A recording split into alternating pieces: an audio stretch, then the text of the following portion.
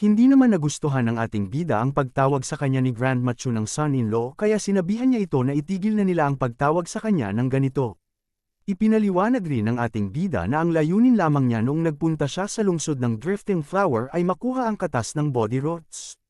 Kaya wala itong kaugnayan sa kung ano man ang nangyari doon dahil ang lahat ng ito ay resulta lamang ng kanyang pag-arte. Kaya inutusan niya ang mga ito na itigil na ang pagtawag sa kanya ng son-in-law. Nagtaka naman si Grand Machu nang marinig niya ito dahil hindi naman sila masamang sect kaya hindi niya alam kung ano ang dahilan ng pagputol ng batang ito sa kaugnayan nila. Kahit ang Pavilion Lord ay nagtataka rin kung ano kaya ang problema ng batang ito kaya hindi niya tinanggap ang pagiging son-in-law niya sa Drifting Edifices. Alam rin niya na si Chuchu ang isa sa pinakamagandang babae sa kanilang imperyo kaya hindi niya maintindihan kung bakit ayaw itong tanggapin ng ating bida. Bigla namang nagalit si Master Peony sa kanyang narinig at minura niya ang ating bida dahil maraming bagay ang ginawa ng kanyang sect sister sa ating bida. Ngunit ngayon ay ganito lamang ang sasabihin. Nainis naman ang ating bida dahil parang kasalanan niya pa ito, kaya sinabihan niya ang lahat na siya ang nagligtas sa kanilang sect kaya may karapatan siya na gawin ang bagay na ito. Itinuring rin niya si Grand Machu at kanyang sinabi na kahit ang matanda na ito ay iniligtas niya kaya wala siyang utang na loob sa kanila. Napaisip naman si Grand Machu na ito ang unang beses na pinahiya siya ng isang bata, ngunit kahit siya ay hindi niya magawang magalit dahil may punto naman ang sinabi ng batang ito. Naisip rin ni Grand Machu na mula nang magising siya ay maraming kwento na ang narinig niya tungkol sa batang ito. Ngunit ngayon niya lang nasaksihan kung gaano nga ba kagaling ito, dahil kahit na ang tatlong pamilya ay walang nagawa laban sa kanya at ang malala pa ay nakagawa pa siya ng matinding away sa pagitan ni Marshall Dugo at ng Yuming Valley. Kaya talagang nasabi na lang niya na hindi ordinaryong tao ang batang ito. Bigla namang nagsaad ang Pavilion Lord na ang kanilang kasalukuyang problema ay maayos na kaya ngayon ay kailangan na nilang pag-usapan ang maaaring mangyari sa hinaharap.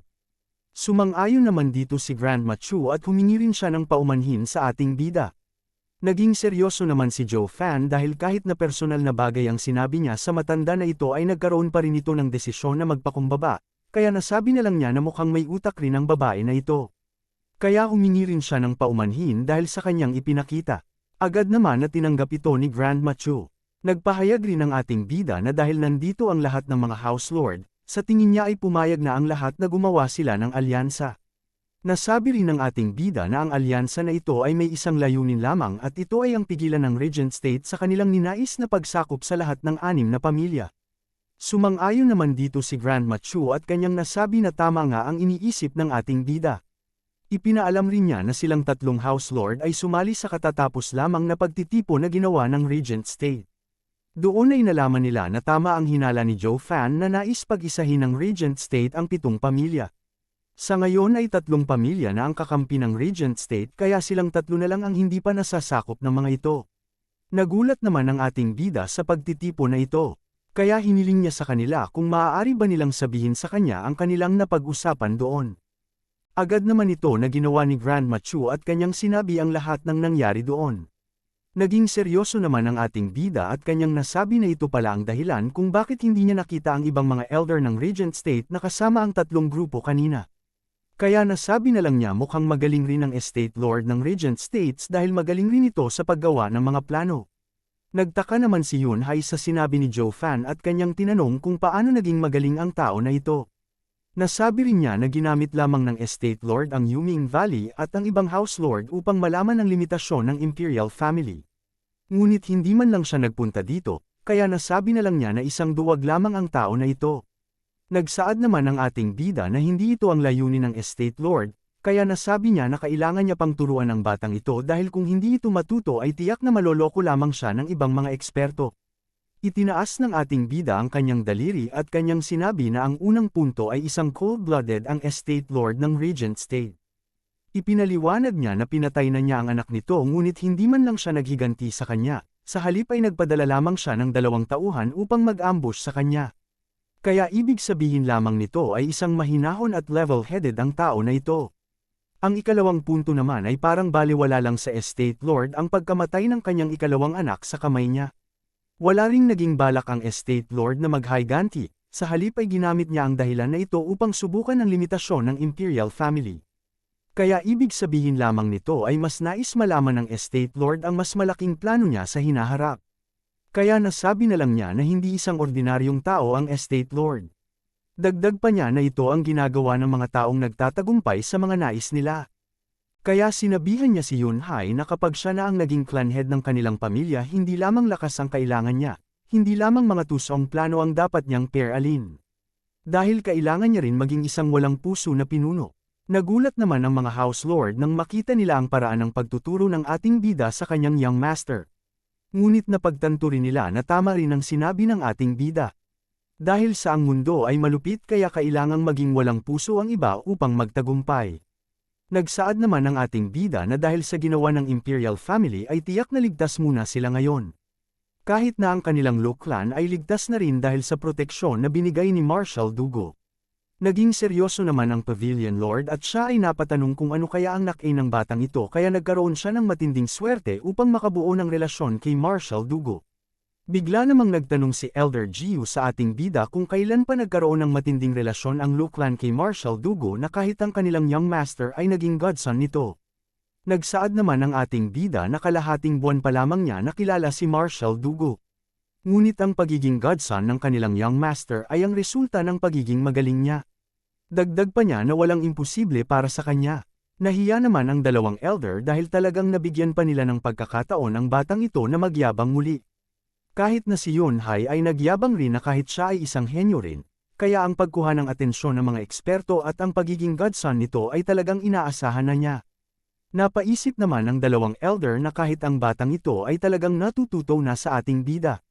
Natuwa naman si Grandma Chu dahil talagang totoo nga na ang Joe fan na ito ay kayang gawin ng lahat pati na rin ang mga imposible.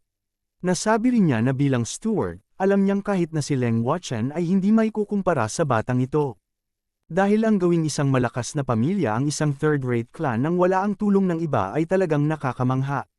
Kaya nasabi na lang ni Grandma Chu na talagang sayang lamang na ang pinakamagaling na steward ng kanilang imperyo ay ayaw sumali sa kanyang sect.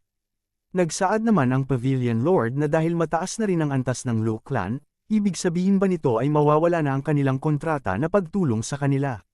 Naging seryoso naman ang ating bida at kanyang nasabi na hindi nila maaaring itigil ang kanilang pagtutulungan.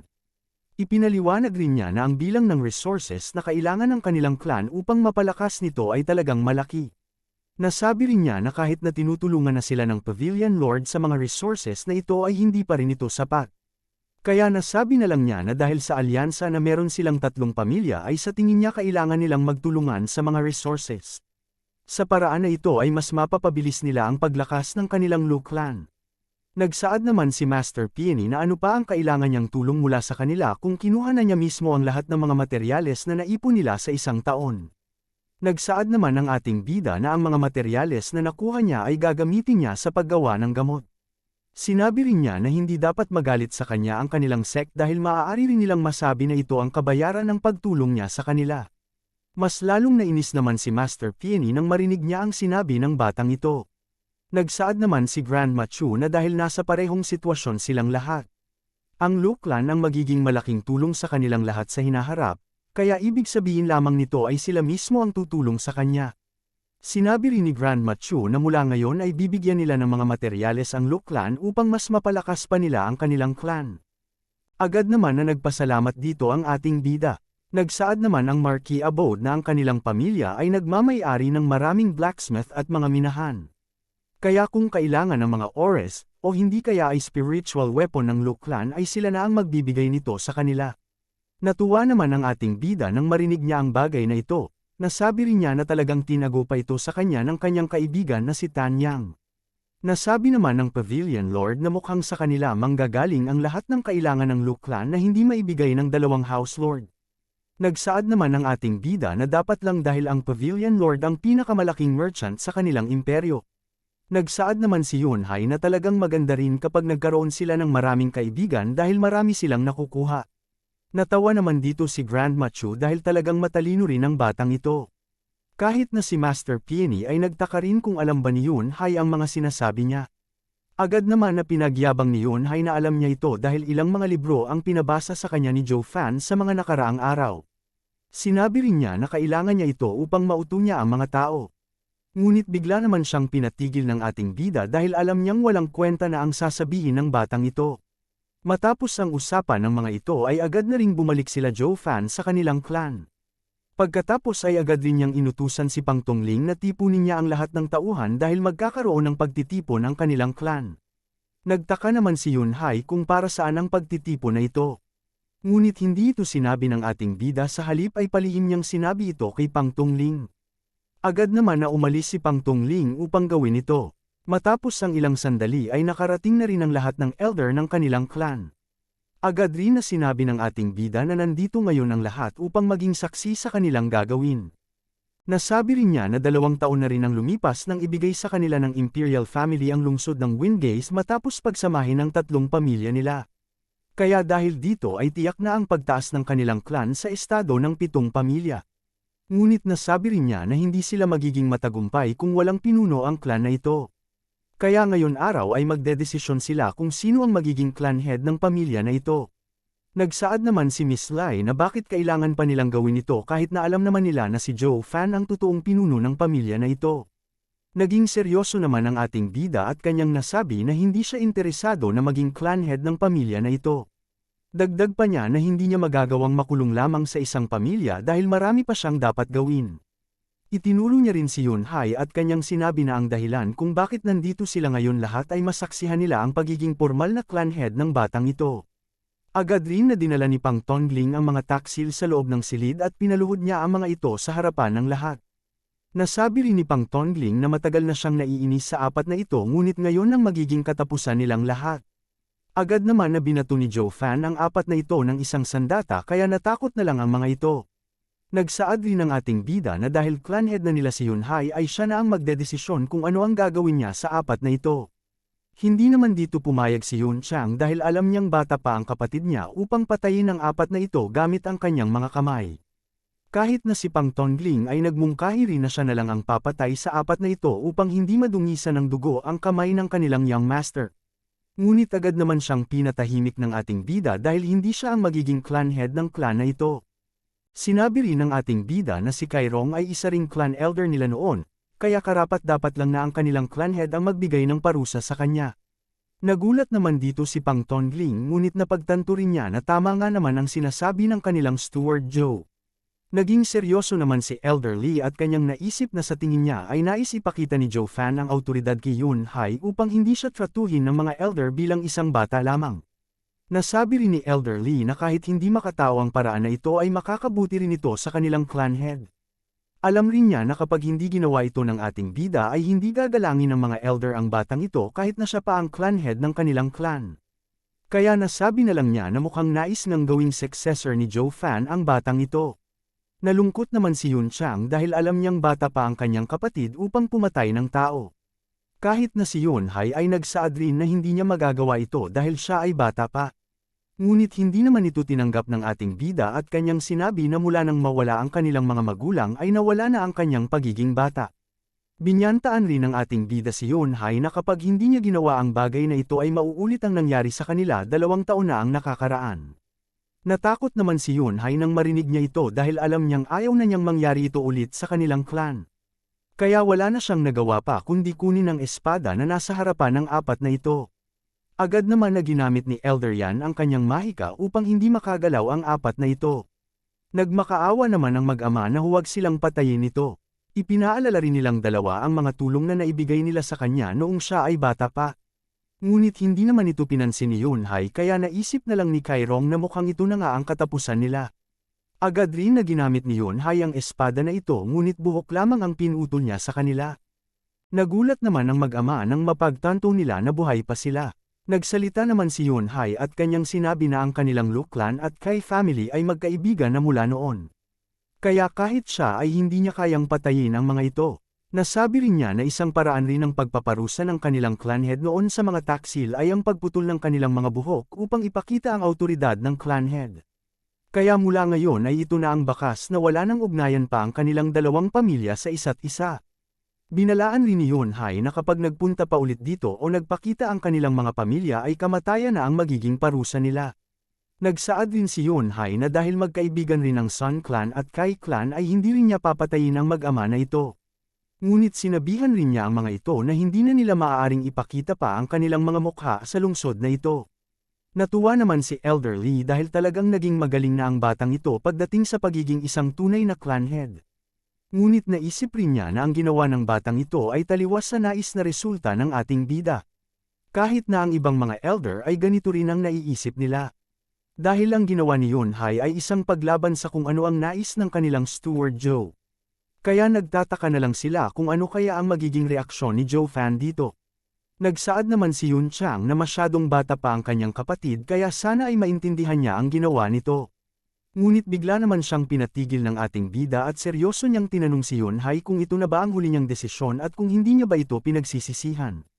Seryosong sinabi naman ni Yunhai na ito na ang kanyang desisyon, nagsaad rin siya na kung nais patayin ni Joe Fan ang mga ito ay siya na ang bahala rito. Ngunit sa tingin niya ay hindi nararapat ang mga ito na mamatay sa kanilang mga kamay. Nagsaad naman ang dalawang elder na talagang inosente pa at walang muwang ang batang ito. Ngunit naging seryoso naman ang ating bida kaya natakot na lang ang apat na taksil.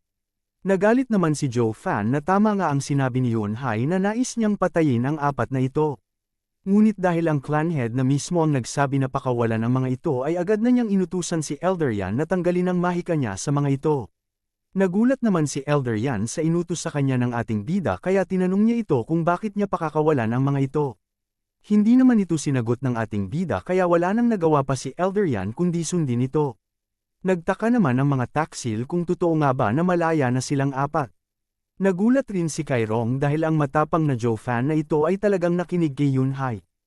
Agad naman na nagsalita ang ating bida na dahil pinakawalan na sila ng clan head ay maaari na silang umalis. Ngunit sinabihan rin niya ang mga ito na magmula ngayon ay hindi na sila makakasama sa pagtaas ng kanilang clan. Lumabas naman ang pawis sa mukha ni Kairong nang marinig niya ito. Ngunit alam rin niya na nararapat lang ito sa kanila kaya agad na rin silang umalis.